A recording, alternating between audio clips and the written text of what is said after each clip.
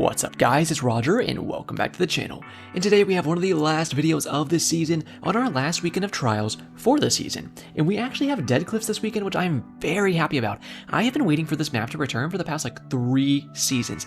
This is an amazing trials map and it actually plays better than almost any other map does right now in this current meta. Of course we all know everyone's just crutching on their Arc Titans and their Immortals, and it just sucks to play the game for quite a while right now. But on this map, you can usually keep your distance to a point where you can kind of negate the actual Arc Titans rushing you or the Immortal spam at you if you just keep that length. However, once you do get in between those ranges where it starts to be the SMG fights, it kind of stinks again. But if you can keep your range, then that will help a lot, which is why today we're going to be using a sniper build. So first of all, we're going to be using the Eye of Soul sniper rifle, which has no distractions and snapshot on it right here, steady rounds, and chambered compensator as well, and a handling masterwork. This thing is quite nice. I love aiming down sights real quick with the snapshot right here, and then no distractions kicks in and I take a lot less flinch. We love to see that. I do a lot of good sniper picks today. I like to get those as quick as I can in a round, of course, and then kind of put pressure on top of that res so you can actually win the round off of that. Next up, we're going to be using the Sunshot hand cannon. I love this thing quite a bit. It does have explosive rounds on it, which is very nice because those have no damage fall off. So as far as you shoot away, it's going to keep doing that full damage on the actual explosive round part, not the bullets though. The actual bullet part of the gun does have damage fall off. But since the explosive rounds don't have damage fall off, it means this gun can go a lot farther than most other 140s, even though it technically is the last remaining 150 in the game. It feels great. Definitely a good thing to use on this map, like I was saying before, because you can actually outrange the Immortals with this gun and it feels quite nice. You can check out the mods here if you're interested. A lot of stuff to help with our targeting for our sniper and our hand cannon. Got on a grenade kickstart here so we can get our nade back even faster. Have firepower and heavy-handed. And Reaper mod down here, you can go ahead and pause if you want to read any of these. These are the 3 ways we're going to be creating orbs of power. Down here we have Absolution, Innervation, and Orbs of Restoration. Again, you can pause if you'd like to read these. These 3 are going to help us get our abilities back as quick as possible when we pick up those orbs of power. And then last but not least, we have 2 bomber mods here. Again, pause if you would like to read those. That's all of our mods. If you have any questions about those, you can go ahead and leave those in the comments. We can go through our Void 3.0 pretty quickly here. We're going to be using Nova Bomb for attacks so we can shut down those wells, bubbles, anything else.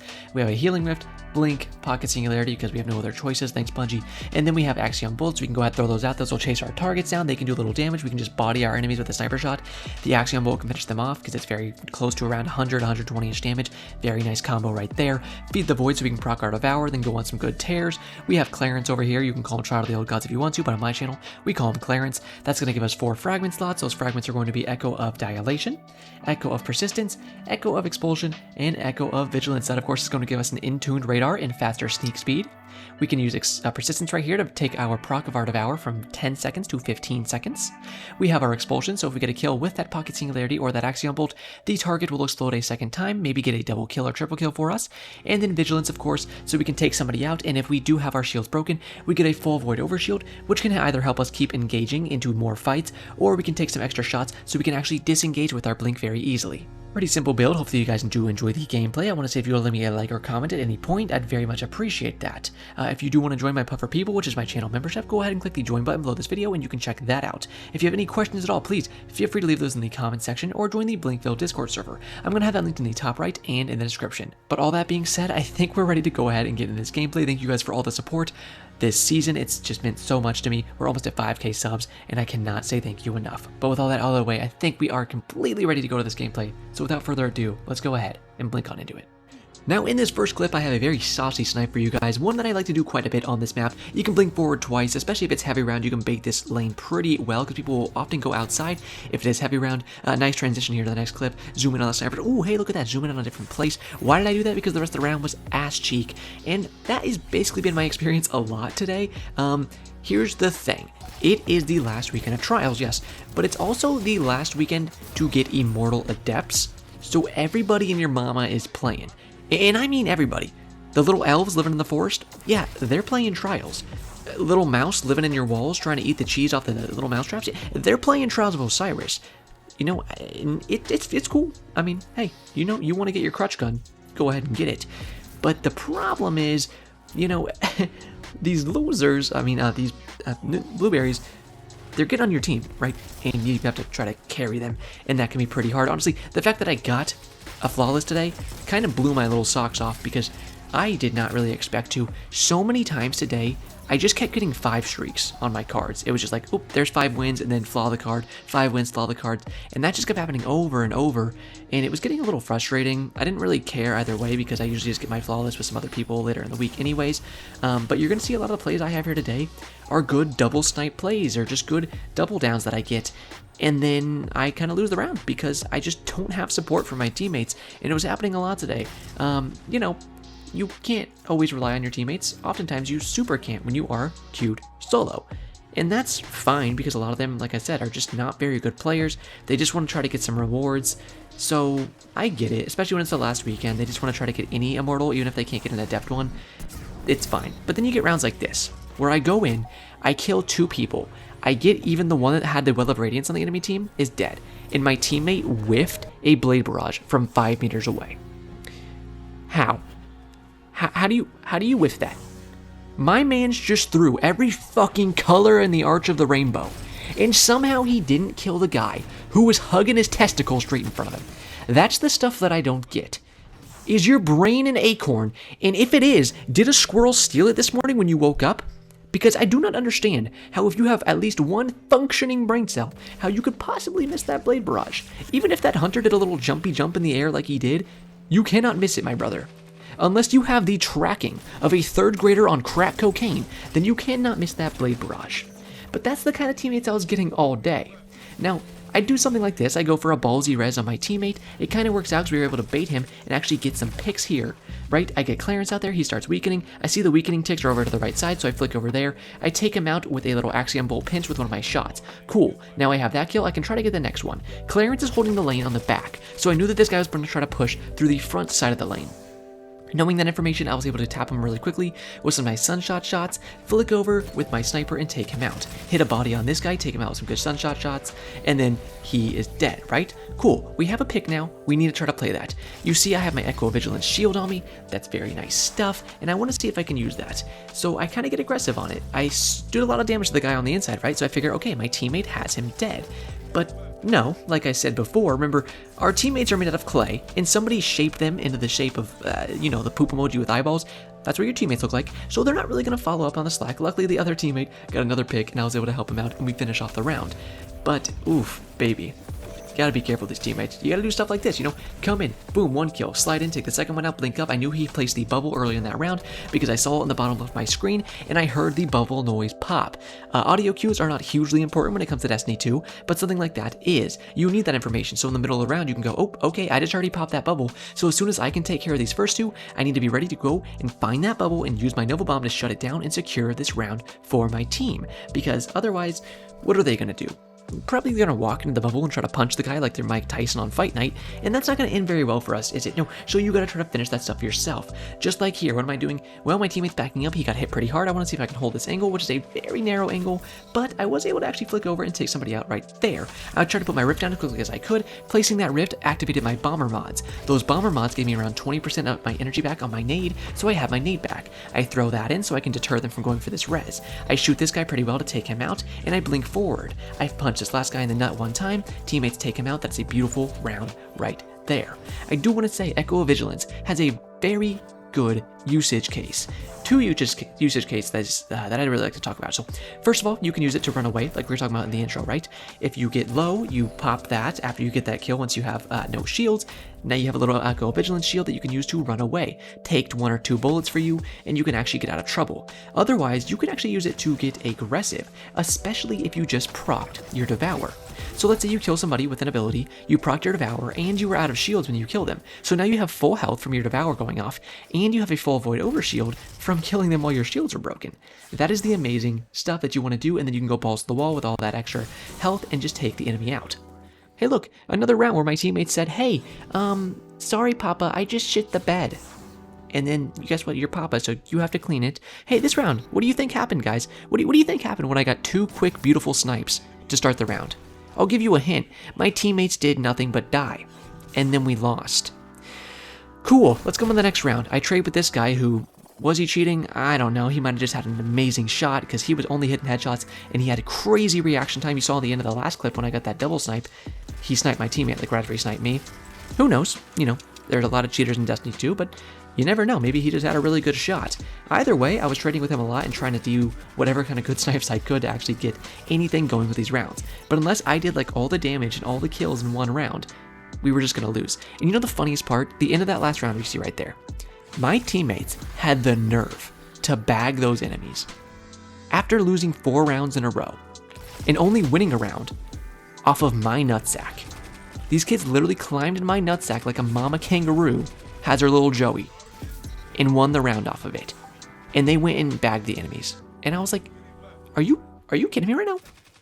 Y'all just hopped in my nutsack and you're gonna bag the enemy when you've done nothing of interest this entire match. That stuff blows my mind, man.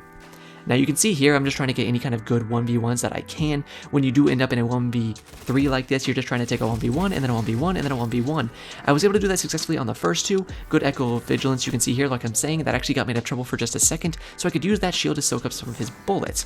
Unfortunately, he pushed, and my pocket singularity was not able to do its job quick enough to where I could get back to my gun and take him out. That was okay though, lose the round, but I had some good 1v1s there to actually have some nice clips for you guys, so we take that win. Now this round, my teammate got a beautiful pick, so I wouldn't hold it with him. I flick up, I take that guy out, and then we get bullshitted by Arc Titans, of course. I cannot describe to you how ready I am for the nerfs coming to Titans in this next season. They have been so unbearably broken forever. And they're still going to be broken, make no mistake. Especially when they're doing something like the no backup plans buff. What is that, Bungie? You literally did one good thing. You always do this. You take 1 step forward and 2 steps back. Why do you do this to your game? You make a good choice where you're like, hey, let's put an actual nerf out there, change the meta up, the sandbox will change pretty dramatically, and we can have some fun with it, right? See what actual new metas can arise. And then for some reason you're just like, here, this is the meta. Why can't you just let the players create a more fun meta with the things that are still in the game that haven't been nerfed? Or do little buffs that can make some more interesting metas that'll be more balanced all around. Look at that arc chain on me. That's getting nerfed, because that just arced me from halfway across the map. But back to what I was just saying, they don't do that. They don't just let the community make some kind of fun, interesting metas. They go ahead and they say, okay, we're going to nerf what we made overpowered in the beginning. And then we're going to make more overpowered stuff. And it's like, they're obviously not playtesting it, and or they are playtesting it and showing that it's overpowered, and they're just like, cool, this is the new thing now. And it's like, what the hell? Let's take this clip, for example. I take 2 guys out with my nade there. This guy flies in. I just went to critical health because he shoulder charged my teammate. Not to mention, I think I got jolted, but on top of that, I was also blinded for a second. Are you fucking kidding me? How many effects can one ability have? Let's take a Void shoulder charge, for example. They can disorient you, suppress you, make you volatile, do damage. You got Peregrines on, that baby's just gonna one-shot anyways. What the hell? Why? What's going on? Why do we put so much stuff on one ability? This game is just so bloated nowadays, and if they took it down a notch, it could be incredibly fun. It's very fun to have effects on abilities or guns, right? We want to see that stuff. We want to see, okay, I shot my ability, it does something. It applies this to my enemy, and then I can do something else, and that application of that, effect matters. We want to see that. But what nobody wants to see is I shoot one ability out, and that ability then goes and applies 3 different effects to someone. And also, it could buff you at the same time. Why are you doing stuff like that? You're purposely making it to where everything is completely bloated. Your abilities don't need to look like they just walked out of the fucking Golden Corral. But for some reason, they all do. On Titan at least. A lot of the ones on Hunters do as well. On Warlocks, not as often, but it definitely happens. You can take Arc Warlock, for example. A lot of that stuff can be very bloated and busted. But they just keep creating stuff like that. Now, I guess we'll see what happens with the sandbox. I'm interested to see. There's a lot of fun nerfs and buffs coming. A lot of the seasonal artifact mods look really fun, and a lot of them are focused on Void and Arc, which are 2 things that we're using for our Blink. So I'm very excited about that. We're going to make some very fun builds, so make sure you are subscribed in case you are interested in this upcoming season, because I promise I'm going to have some very fun builds for you guys, and I'm excited to show them off. But I'm not quite sure what this sandbox is going to look like. Of course, we're getting new aspects on our strand, 1 for each class. I'm not quite sure how good those are going to be. I think the Hunter one could actually have some promise. In PvE, it's going to be very strong because it distracts enemies, but in PvP, it actually blows up off of radius. So if you are close to that little clone, or that decoy as they call it, that the hunters will leave behind after a dodge, it will explode. It'll do some damage. I think it also unravels, and or if it doesn't unravel, it actually just makes hatchlings, I believe it is. So that'll be interesting. I think that'll be pretty good. The thing is, that in combination with, you know, the already very good Strand Hunter that we have, where they can just suspend you with their dodge, is scary. I think Strand Hunter is already very good, and on top of that, I think it's about to get even better. We'll see about that, though. I think the usage rate on that might go up, though. Don't take my word for that, but it's just a theory. On top of that, you have the Titan one, which looks like just a spam fest. That one scares me. We'll see what happens there. And the Warlock one looks pretty boring, to be honest with you. I think that they could have done more with that. I don't necessarily want to see more Strand in PvP just because suspension is such a strong effect, but when there's like hatchling builds, which is what a lot of the builds are with Warlock, I think that could be really cool and fun and interesting.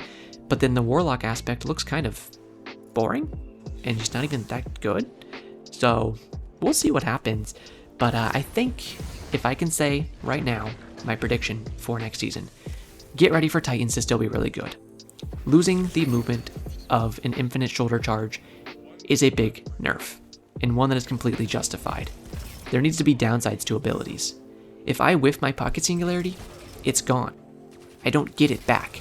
I don't even get a singular percentage of it back if I whiff. Bungie said, hey, you messed up, you missed this ability, it's gone. And that's fine with me, because if I fuck something up, I should get punished for it. I should have to use my actual skill and be a good player and show that off, and get rewarded for that. Not just say, here, you missed, try again, slugger. There's a reason that we don't like Revoker as a sniper anymore. Because it's free. Because you can miss, and they can just say, here you go, kiddo. You sure missed because you're butt cheeks, but why not throw one more down your throat? And it's just pathetic. So hopefully they stop doing that with abilities and whatnot, but this is a good step in the right direction for something like that shoulder charge not being infinite. But on top of that, like we talked about earlier with no backup plans, they're doing things like that where they're just slamming more damage on stuff. That scares me. Shout out to this Blink Warlock, by the way. Very fun to always see another Blink Warlock. And the Crucible, unfortunately, he tried doing one of the tricks of the trade from Papa Roger. Wasn't quite the best idea. When you blink on me like that, I'm gonna know what's happening, pal. But it was still a good game, and he was a very good Blink Warlock, so I always love to see that. If you guys ever do see me in your games, I do have my DMs off just because I don't like dealing with a bunch of toxicity. You know, there's already a bunch of losers bagging and emoting all day, so screw off, you know. But if you do see me, if you have like the salute emote, I know that one's a pretty respectful emote. But if you have anything that you think is like, I won't take an emote in a negative way, then go ahead, you know, like emote on me. Don't bag on me. If you bag on me and then you're like, I was a fan, I tried to get your attention by bagging on you in one game, I'm gonna be like, brother, the only attention you got was me wanting to shove my fist up your rectum. I don't think so, and your prostate's not looking too good, let me tell you. But if you got like the salute emote or something, keep that on, and then if you ever see me, go ahead, salute on my body. I'd appreciate that. I'd be like, oh, yeah, this guy. Or if I'm ever queued with people, sometimes I'm queued with some of my puffer people or whatnot, you can message them. I've had that happen before where someone will message them. Or if you're on my team, go in team chat, and if team chat does actually work for once, because you know Bungie hasn't fixed team chat in 6 seasons, but if it does work, you can message and be like, hey Roger, I'll say hi back. I'd love to see you guys in my matches. But yeah. We are getting to these last few clips here, so hopefully you guys do enjoy these, and then I can show you the loot that I got in the lighthouse. Of course, it wasn't immortal, so to me, it was nothing but infusion fodder. Can't wait to level up a gun with that, because I would never use that disgusting trash. But hey, you know, it's cool. I always like another pinnacle to shove into another gun, right? Then we can do more builds. I gotta say, that's one of the things I'm most excited for, is that power level is not increasing, so remember that is a very nice thing, guys. If you have your power level at max, you don't need to stress about grinding out power level this next season. Everybody who's at 1810, you know, we're gonna stay there. It's fine. Even if you're lower, you're gonna stay exactly where your power level is for this entire next season. It's beautiful. I hope they do that more in future seasons. I'm excited for the new dungeon. I hope you guys are too. That's one of the things I'm most looking forward to, especially since I started doing more PvE in the past few months. I like dungeons quite a bit, actually. I just don't do them very often, but I'm very excited to see what this dungeon has to hold. I'm super excited to go back to Titan. It was actually a destination that I always was quite a fan of, so I'm excited to see how it's been since the darkness got there, you know, see what the lore has in offer or in store for that location, see Salone again, you know. There's some really cool stuff coming with this season that I'm super excited to see where the story goes and just what kind of seasonal content they have. Never get your hopes up for seasonal content because a lot of times it can be the same kind of recycled slop, so be careful, but hey, you never know. Maybe they surprise us and they go, here's this out, just crazy out of the gate, banger season, and you guys are going to love it. I hope they can do that. I don't have any trust in Bungie anymore or much hope, so I don't get my hopes up, but I would love to see that happen. I got this last clip in here because this is where I went flawless. You can see in the top right, it's going to pop up for you guys. Bada bing, bada boom, 7 wins right there. I was pretty happy about that. Teammate clutched up with his Immortal and his Invis Hunter. So much fun for the enemy. I'm sure they were enjoying that. And here we are, and you can see what kind of loot I get here in the lighthouse. So, since we're here, I want to say thank you guys so much for watching. I really do appreciate it. If you want me to like, comment, subscribe, I would very much appreciate that. If you do subscribe, make sure you hit that bell so you can have the notifications on, and that'll tell you exactly when I upload in the future. I'm going to have my Hunter build coming up very soon, so hopefully you guys do enjoy that. And I just really appreciate you. I had a great time this season, and I'm very excited to see what kind of fun stuff we can do in this upcoming season. I have a few things that I actually am very excited to do. I even have a 5K celebration video in the works, so hopefully around the time we hit 5K, or maybe even a little bit after, because I still got to get it done, that'll be out to you guys. But if you are excited, make sure you subscribe to see that, and as always, have a great day, Guardians.